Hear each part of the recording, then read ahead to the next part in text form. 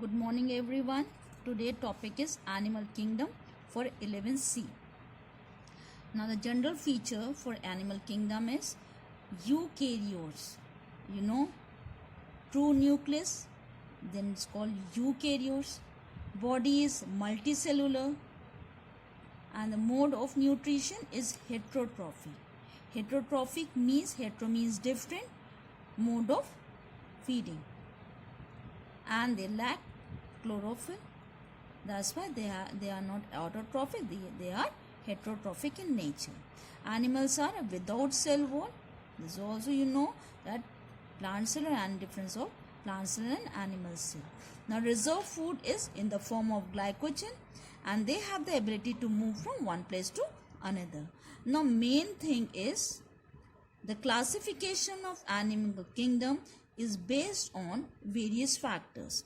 The first factor is animal construction, means construction forms is based. This is the main construction form is important basis of classification of animal, and this animal kingdom is divided into three types according to the body plan.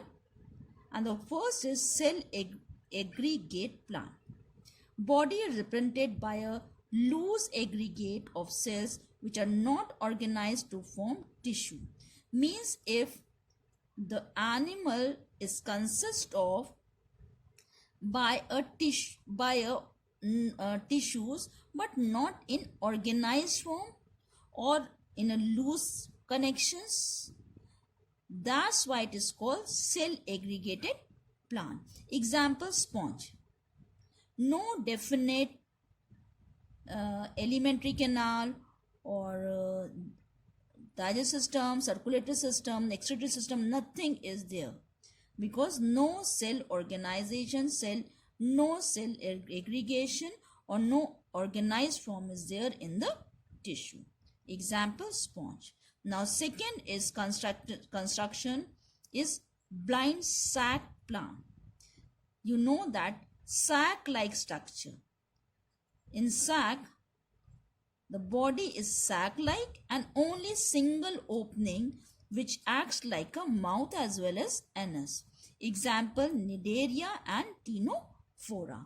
These are the two examples of blind sac plant. Third point is tube within tube plant. According to the construction of body plan, the third is divided into tube within tube plant. In this case, alimentary canal is present and is enclosed within the body wall. And in this case, mouth and anus are separate. An example is nematodes to chordates, mainly in the higher groups. Now, this is the higher group. Now, first, see this three types. First is cell aggregated plant. In example, sponge. See, there is no system, no alimentary canal, nothing is there. Only different types of cells are there and which are grouped together but not aggregated in a plant form.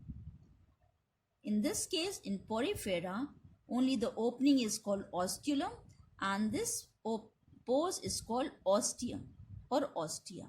And these are, and the wall consists of pinacoderms or mesohylar layers and choanoderms, and each cells having a different functions. And this is the seal or the cavity is called spongocoel. Now the second is called blind sac plant in Hydra. See, this is a sac-like structure, only the mouth is here. Example in Hydra.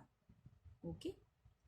Now third is this tube within tube, means this tube, mouth, this is alimentary canal and this is the anus. This tube, within this tube, body wall.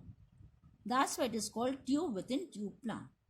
Now according to the symmetry of the body, animal kingdom is further divided, okay, on the three terms are given for this symmetry.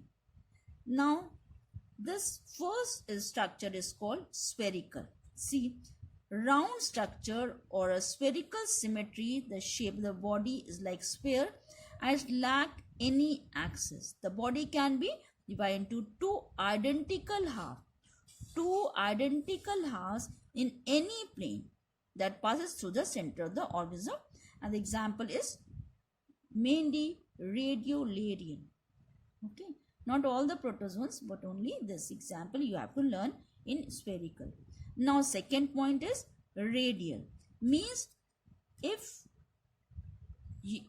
you cut this animal in any radii around from the center portion or along the axis, then you get two equal halves. See, plans of symmetry on any radii, okay, along this axis, you get equal halves. That's why it is called radial symmetry. Now bilateral symmetry, when any animal only cut in one plane to divide the body into two equal halves. This is the animal and you cut in only one plane in two equal halves. Then it's called bilateral symmetry. Laterally symmetrical. Okay. Now example, arthropoda and most of chordates. Now according to the coelom development. Now according to the coelom, you know that coelom means space between the body wall and the alimentary canal. And according to the coelom, this is further divided into three parts. First is acoelomate. A means absent. When coelom is absent, example in lower animals, there is no separate space separating the outer surface of the body from their internal organ. Example in jellyfish and flatworm. Now second is pseudocoelomate. Pseudo means false. In this, coelom is absent and the space between the alimentary canal and the body wall is not lined with mesoderm. See, acoelomate means completely absent, but in pseudo, not true coelom is, only the true coelom is absent, not the coelom word. Okay, pseudo means false coelomate or true coelom is absent, means the space between the alimentary canal and the body wall is not lined with mesoderm. This is the main word. And the coelom in this case is a persistent blastocoel, means at the time of development this seal is persistent at that time only, and that's why no lining is there of the mesoderm. Example is nematodes. See, this is acoelomate without cavity or without seal. In pseudocoelomate, pseudocele is there but not a true seal like this eucoelomate in which mesoderm is present. Endoderm, ectoderm and mesoderm.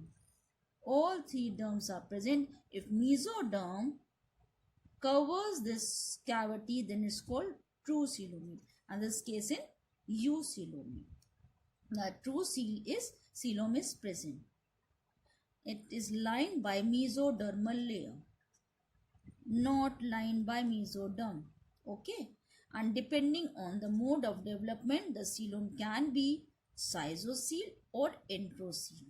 Schizocele means mesodermal lining develops due to splitting of mesoderm. Okay.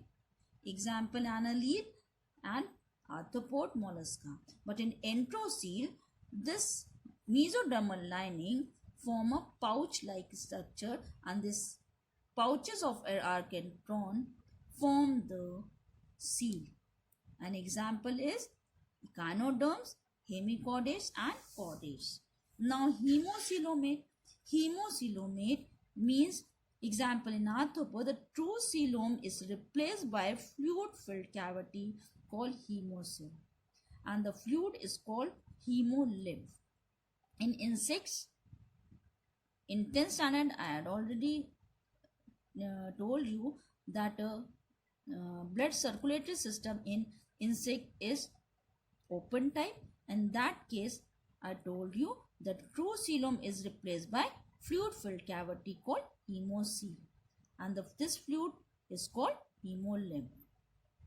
Now, according to the embryonic cell layer, this is further divided in two terms, diploblastic and triploblastic. According to the embryonic cell layer, at time of development of blastula, you know that zygote form, this morula and then blastula. This blastula, two germ layers are there, ectoderm and endoderm. Then this type of blastula, this is called diploblastic. And if blastula has three germ layers, means ecto, meso and endoderm, then it's called triploblastic. Tri means three germ layer and di means two germ layer. According to this embryonic cell layer, these terms are further divided. Now, according to segmentation, these terms are given metamerically segmented and pseudo-metamerical segmented. In this case, according to the division of animal body according to segmentation, body is further divided, and this division, if divided into chambers internally and externally, it is called metamerically segmented. Means complete segmentation from external towards the internal area also. First point, external segmentation correspond to internal segmentation. This is called metameric segmentation. And a number of segments remain constant throughout the life. Number of chambers or segments remain constant. And segments are physiologically interdependent. One is independent on other chamber, or the organs inside these chambers are interdependent, and these segments are called metameres. Example, Annelida or earthworm. Now, false segmentation or pseudo-metamerism, this means that pseudo means false. Metamerism means segmentation from external to internal segmentation corresponding. Now, first, number of segments may be changed during the course of life. Remain constant throughout the life, but in this case may change during course of life. And segmentation are physiologically independent, interdependent here, but here independent, and these are called proglotide. An example, platyhelminthes. According to all these terms, which already I explained you in this class, you have to learn these terms mainly, not the definition or the point, but you have to learn the meaning of each term, because all these terms are involved in explaining the general features of all the phylums. And in later classes, I will explain you each and every phylum and example, and that time you have to know the meaning of each words, so that easy to learn each and every words in general feature. When you are explaining, write 5 points or 6 points in for phylum this and this, then you have to write the scientific terms. Okay, learn all these meanings of this different terms.